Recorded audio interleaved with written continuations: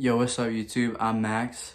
And this is my affirmation video from a book I've been copying called As a Man Thinketh by James Allen. And this is my affirmation video through my affirmation journal.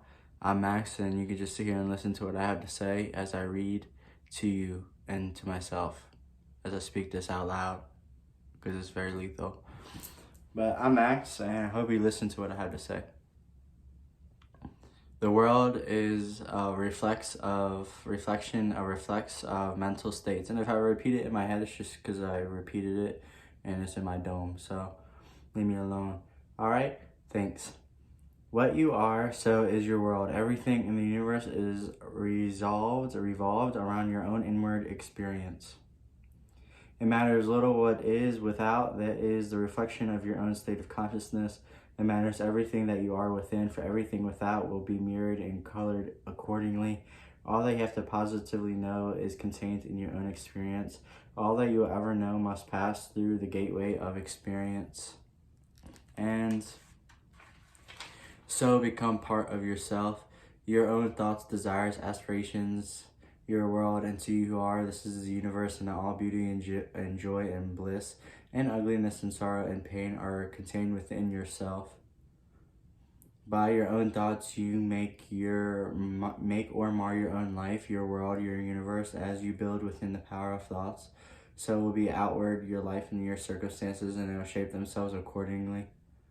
Whatsoever you harbor in the inmost chambers of your heart will sooner or later be the inevitable law of reaction, and then shape yourself accordingly to the outward of your life. The soul that is impure, sordid, and selfish is gravitating towards, with unerring precision, towards misfortune and catastrophe. The soul that is pure, unselfish, and noble is gravitating towards equal position and precision and possessions, towards the happiness and prosperity. Every soul attracts its own, and nothing can possibly come to it that does not belong to it. To realize this is to understand the universality of the divine law. The incidents of human life, which both make and mar, are drawn to it by the quality of the power of the inner and thought life. Every soul is a complex combination of gathered experiences and thoughts, and the body is but an improvised vehicle for its manifestation. What therefore your thoughts are, that is your real self, in the world around, both animate and inanimate, and wears an aspect of which your thoughts clothe. All that are the result of what we have thought. It is founded that our thoughts is made up of our thoughts, and that said Buddha, and therefore it follows that you are happy is because you dwell in happy thoughts. These are all the thoughts that I dwell on. If you wonder why I'm laughing all the time.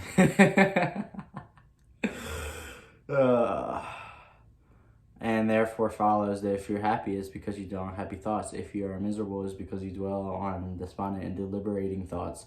Whether one is fearful or fearless, foolish or wise, troubled or serene, with the soul that lies is across own states or states that never is without. And now I seem to hear a chorus of voice exclaims, but do you really mean to say that the outward circumstances do not affect our minds? I do not say that, but I say this, and know that it be infallible truth that circumstances can affect you insofar as you allow them to do so. You are swayed by circumstances because you now have the right understanding of nature and use of power of thought. You believe upon this little world of belief, and hang around all your sorrows and joys, the outward things that are the power to make or mar your life. By so doing so, you submit to towards those things and confess that you are there and they are unconditional, and the master, so doing, you invest in the power by which of themselves or which you possess and succumb into the reality, not to the mere circumstances, but to the gloom and the gladness of fear and hope, and the strength of weakness and your thoughts fear has thrown around them.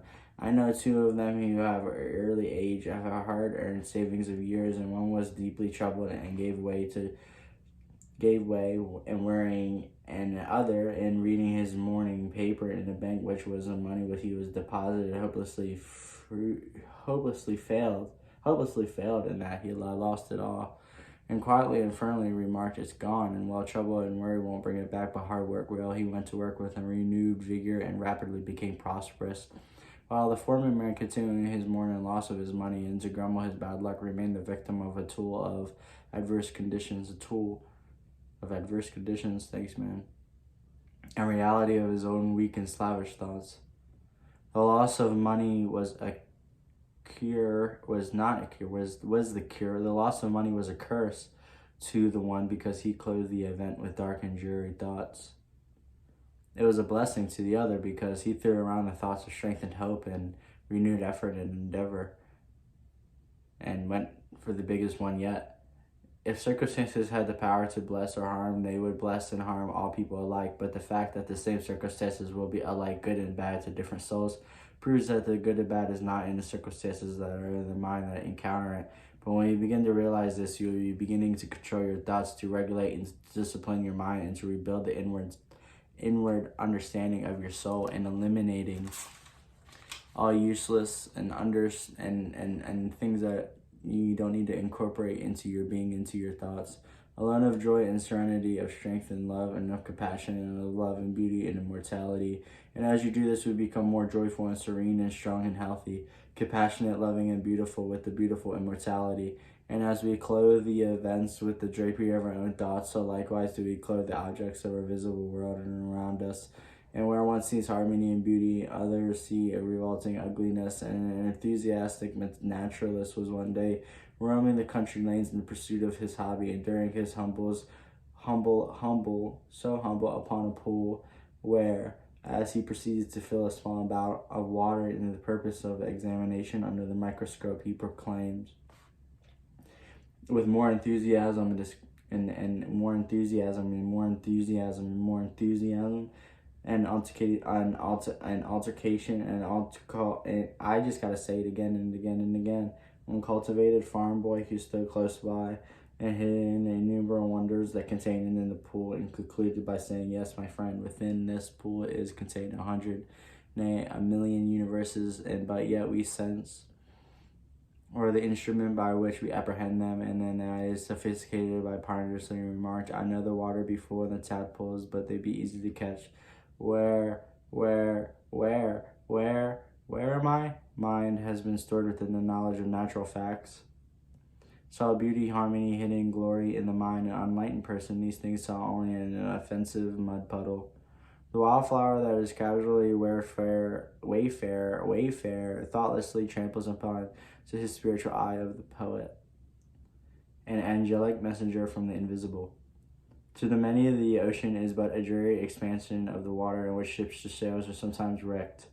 To the soul of the musician is a living thing, and she hears in its all-changing moods divine harmonies. Where the ordinary mind sees disaster and confusion, the mind of a philosopher sees the most perfect sequence of cause and effect, and where the materialist sees nothing but endless death, the mystic sees pulsating and eternal life. And as we clothe both events and objects with our thoughts, so likewise do we clothe the souls of others and the garments of our thoughts. The suspicions, beliefs, and everybody is suspicious liars feel that secure in the thought that they are not so foolish as to believe that they are such a phenomenal person or strictly truthful person.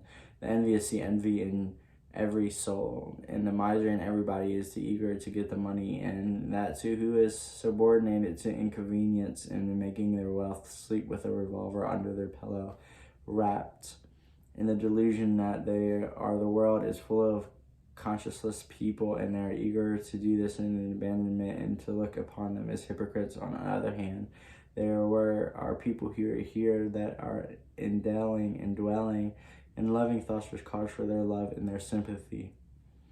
The trusting and the honest are not troubled by suspicions and good, but they are natured by charitable, who rejoice at the good fortune of others, sincerely not knowing that envy means that they have realized the divine within themselves, and recognizing in all the beings that even the beasts out there, men and women, are confirmed in their mental outlook because of that by which the law of cause and effect that attract to themselves what they send forth, and coming in contact with people similar to themselves.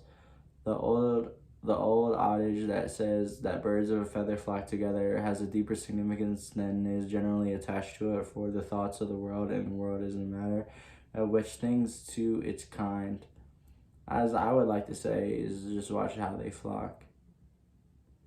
Do you wish for kindness, be kind. Do you ask for truth, be true. Where you give yourself, you find. Your world is a reflex of you.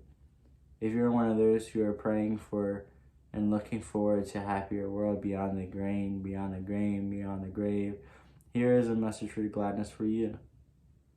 You may enter into the realization that a happy world now that fills the whole universe and is within you, waiting for you to find, acknowledge, and possess. What you have to do is believe this. Simply believe it with a mind unclouded by doubt, and then meditate upon it until you understand it. You will then begin to purify and to build your inner world. And as you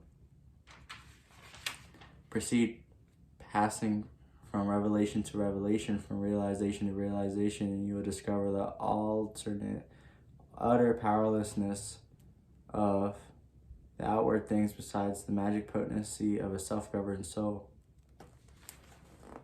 That was the end of, let me take it back really quick.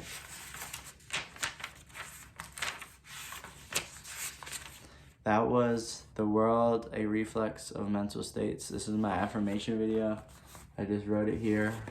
The book, As a Man Thinketh, by James Allen. I just copied it so I can change my thoughts and change my life. I'm Max, and I'm out. I hope you're listening. Talk to you later. Bye.